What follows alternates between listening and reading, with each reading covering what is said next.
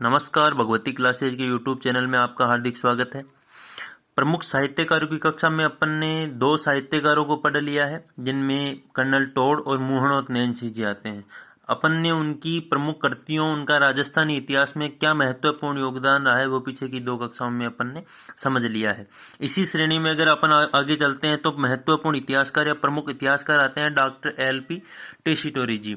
इनकी कर्मस्थली की रूप में अगर जाना जाए तो इनकी कर्मस्थली होती है बीकानेर, और इनके जन्म स्थान अगर पूछा जाए तो वो है इटली। इनका जन्म 13 दिसंबर 1887 ईस्वी को उदीना गांव इटली में हुआ था। जन्म कब हुआ था? 13 दिसंबर 1887 ईस्वी को उदीना गांव इटली में हुआ था। इनको भारतीय योद्धा के उपनाम से भी जाना जाता है। इनको भारतीय योद्धा के उपनाम से भी जाना जाता है। वो क्यों जाना जाता है कि इनकी भारतीय संस्कृति में विशेष रुचि होने के कारण इनको जो इनके सहपाठी थे, वो इनको भारतीय योद्धा के नाम से पुकारते थे। उन्होंने अपने जीवन के महत्वपूर्ण 5 साल 1914 से लेके 1919 का जो काल था इनका, वो राजस्थानी साहित्य को इन्होंने दिया है। इन्होंने राजस्थानी भाषा संस्कृति को बढ़ाने में महत्वपूर्ण योगदान दिया है। 1913 में इन्होंने इंडिया ऑफिस में नौकरी के लिए प्रयास किया था, जो इनके लिए संभव नहीं हो पाया। उसी के आगे इन्होंने एक व्यक्ति थे भारत के, जैन विजय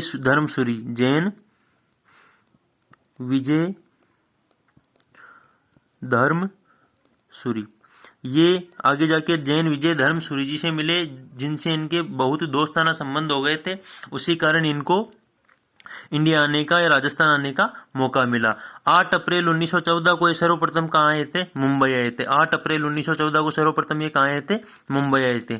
तत्पश्चात जयपुर, जोधपुर और 1914 में 19 जुलाई 1914 में इनका कहाँ आगमन हो गया था? बीकानेर आगमन हो गया था। तो बीकानेर सर्वप्रथम टेशीटोरी जी कब आए? ये पूछ लिया जाए कि सर्वप्रथम बीकानेर टेशीटोरी जी कब आए, तो 1914 जुलाई 1914 में बीकानेर टेशीटोरी जी आए। इसी श्रेणी में बीकानेर में इन्होंने उस समय के राजा थे गंगा सिंह जी। बीकानेर में राजा थे गंगा सिंह जी। गंगा सिंह जी ने इनको चारण साहित्य का सर्वेक्षण और संग्रह का कार्य सौंपा। चारण साहित्य के सर्वेक्षण और संग्रह का कार्य सौंपा। गंगा सिंह जी का काल देखा जाए तो गंगा सिंह जी का काल था 1888 से 1943 का, जिनको बीकानेर का आधुनिक निर्माता या भागीरथ, बीकानेर का भागीरथ या भारत का भागीरथ कहा जाता है। बीकानेर का भागीरथ। इन्होंने पश्चिम राजस्थान में जल लाने का प्रमुख कार्य जो किन्होंने किया था, तो वो कौन है? गंगा सिंह जी। गंगा सिंह जी ने पश्चिमी राजस्थान में जल लाने का कार्य किया था। गंग नहर जिनके नाम से जानी जाती है, वो कौन है? गंगा सिंह जी। तो बीकानेर आने के बाद जब टेशीटोरी जी बीकानेर आ चुके थे 1914 जुलाई में, तो इनको महाराजा गंगा सिंह जी द्वारा चारण साहित्य के सर्वेक्षण और संग्रह का कार्य सौंपा गया था। अगर पूछ लिया जाए टेशीटोरी जी भारत किसकी सहायता से आए, तो जैन विजय धर्मसूरी जी की सहायता से आए थे। सर्वप्रथम उन्होंने प्रयास किया था 1913 में इंडिया ऑफिस में नौकरी के लिए, जो इनको मिली नहीं। भारतीय योद्धा के उपनाम से कौन जाना जाता है, तो वो एल.पी. टेशीटोरी जी को। जन्म कब हुआ था एल.पी. टेशीटोरी जी का? 13 दिसंबर 1887 ईस्वी को। हुआ कहाँ था? उदीना गांव इटली में। इसी श्रेणी में आगे देखते हैं 1914 से 1919 तक रामकरण आसोपा जी के साथ इन्होंने कार्य किया था। अपने जीवन के महत्वपूर्ण 5 साल 1919 से लेकर 1914 तक इन्होंने राजस्थानी साहित्य को उभारने का कार्य किया, जिसमें इनकी सहायता किसने की थी? रामकरण आसोपा जी ने। रामकरण आसोपा जी की राजस्थानी भाषा का प्रथम व्याकरण। रामकरण आसोपा जी की ये प्रमुख रचना है, राजस्थानी भाषा का प्रथम व्याकरण। राजस्थानी भाषा का प्रथम व्याकरण किसने लिखा? तो रामकरण आसोपा जी ने लिखा। टेशीटोरी जी तथा रामकरण आसोपा जी ने मिलकर डिंगल कोश तैयार किया। कौन सा कोश? डिंगल कोश। टेशीटोरी जी तथा रामकरण आसोपा जी ने मिलकर एक कोश तैयार किया, जिसका नाम था डिंगल कोश। पश्चिमी राजस्थानी कोश, जिसको बोल सकते हैं डिंगल, एक पश्चिमी राजस्थान की प्रमुख शैली या भाषा में आती है, इसलिए पश्चिमी राजस्थानी कोश भी कह सकते हैं। डिंगल कोश किसने तैयार किया? तो रामकरण आसोपा जी के साथ टेशीटोरी जी ने मिलकर डिंगल कोश को तैयार किया। इनकी अगर किताबों की बात करें, बुक्स की बात करें, तो सर्वप्रथम इनकी बुक आती है राजस्थानी चारण साहित्य एक ऐतिहासिक सर्वे। इनकी पहली बुक आती है राजस्थानी चारण साहित्य एक ऐतिहासिक सर्वे। इनकी दूसरी किताब की देखा जाए तो पश्चिमी राजस्थान का व्याकरण। राजस्थान भाषा का प्रथम व्याकरण तैयार किया था रामकरण आसोपा जी ने। पश्चिमी राजस्थान का व्याकरण अगर किसी व्यक्ति ने तैयार किया तो उनका नाम है डॉक्टर एल.पी. टेसीटोरी। तीसरी इनकी बुक है इंडियन एंटीक्वेरी।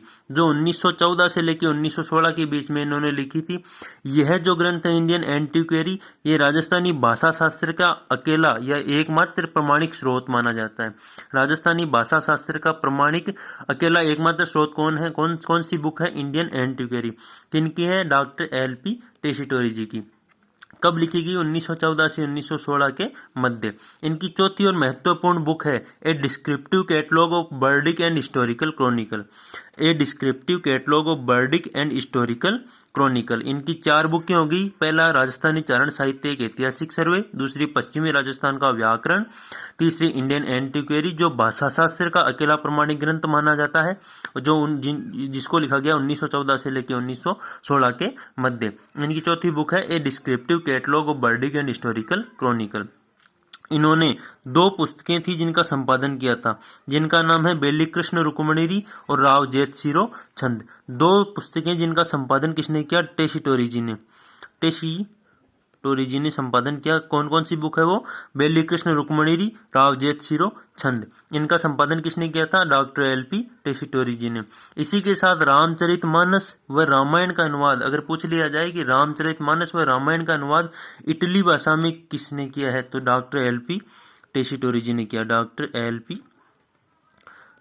जी ने किया। इटालियन भाषा में रामचरितमानस व रामायण का अनुवाद अगर किसी व्यक्तित्व ने किया है तो वो है इटालियन भाषा में किया है डॉक्टर एल.पी.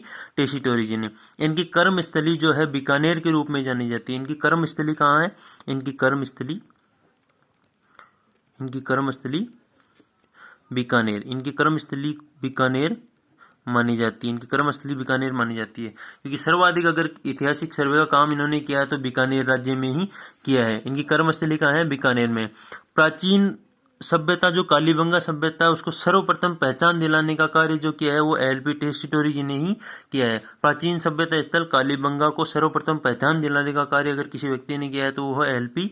टेसीटोरी जी। इनके अलावा इन्होंने बल्लू, पड़ोपल, रंगमहल जैसी प्रमुख पुरातत्व स्थलों को भी खोजने का कार्य किया है या उनमें भी महत्वपूर्ण योगदान दिया है। ये सर्वप्रथम डॉक्टर जॉर्ज अब्राहम ग्रियर्सन की सहायता से कलकत्ता एशियाटिक सोसाइटी में ऐतिहासिक सर्वे के लिए आए थे। ये सर्वप्रथम कहाँ आए थे? जॉर्ज अब्राहम ग्रियर्सन की सहायता से ऐतिहासिक सर्वे के लिए कलकत्ता एशियाटिक सोसाइटी में आए थे। इनकी मृत्यु जो है 22 नवंबर 1919 को हुई थी।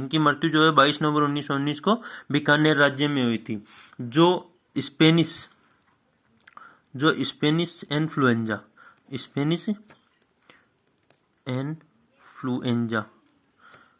स्पेनिश इन्फ्लुएंजा नामक बीमारी के कारण इनकी मृत्यु हुई थी। तो 22 नवंबर 1919 को मृत्यु किसकी हुई? बीकानेर में स्पेनिश इन्फ्लुएंजा के कारण डॉक्टर एल.पी. टेसीटोरी जी की। इनकी छतरी अगर पूछ ली जाए, इनकी छतरी कहाँ है? बीकानेर में। किसने बनवाई? महाराजा गंगा सिंह जी ने। गंगा सिंह जी का कार्यकाल था 1888 से लेकर 1943 तक। इनको राजस्थान का भागीरथ भी कहा जाता है। राजस्थान का भागीरथ किसको कहा जाता है? गंगा सिंह जी को। पश्चिम राजस्थान में जल लाने का श्रेय अगर किसी व्यक्ति को जाता है तो वो किसको जाता है? गंगा सिंह जी को। इसी श्रेणी में अगर अपन आगे देखें तो 1982 से सन 1982 से सालाना टेसीटोरी स्मृति समारोह है।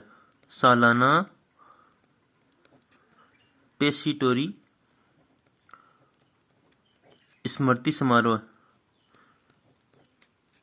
का आयोजन होता आ रहा है। 1982 से लगातार सालाना टेसीटोरी स्मृति समारोह का आयोजन होता आ रहा है। तो इनकी प्रमुख रचनाओं और उनकी प्रमुख बातों को अपन ने देख लिया है। अगर वीडियो पसंद आए तो वीडियो को लाइक, शेयर और चैनल को सब्सक्राइब जरूर करें।